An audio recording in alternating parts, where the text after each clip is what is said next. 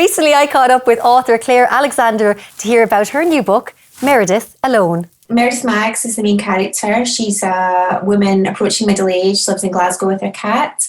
She's just a normal woman, but she's in a very abnormal situation. She hasn't left her house for 1,214 days. That's where she is when we first meet her.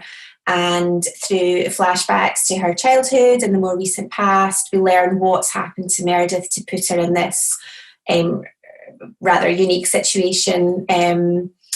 And then through the course of the novel in the present day, we follow Meredith's journey as she takes steps to try and leave her home for the first time in over 3 years. Am I right in saying this was actually written before lockdown? It was, and I think lots of people will think this was inspired by the pandemic, but I think if I was going to write a book during the pandemic, it wouldn't have been a book about someone who didn't leave their house. I would have set it in some exotic or make-believe land. But yeah, no, Meredith definitely came first. I started to write her story in October 2019. So by the time we went into the first lockdown here in the UK, I was probably halfway through the novel, and I didn't know how it was going to end and everything. Is Meredith now, is she based on a real person?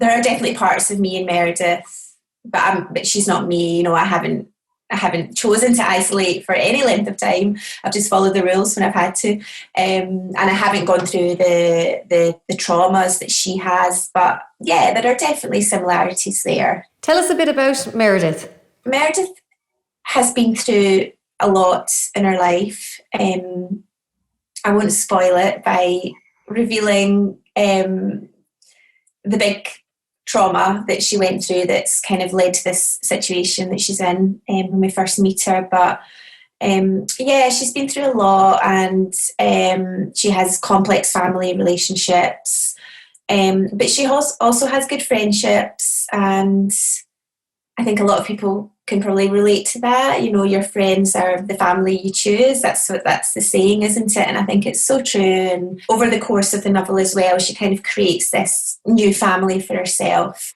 It was important to me that even though she's in this situation that a lot of people would think is quite tragic, I guess, and they would feel sympathy for her, I don't want people to feel sorry for Meredith, because she's so much more than the situation. And you know, she has mental health issues, but she's so much more than that as well. And as we all are, you know, we're all so complex. So you're a freelance journalist and also a novel writer. So how do they compare?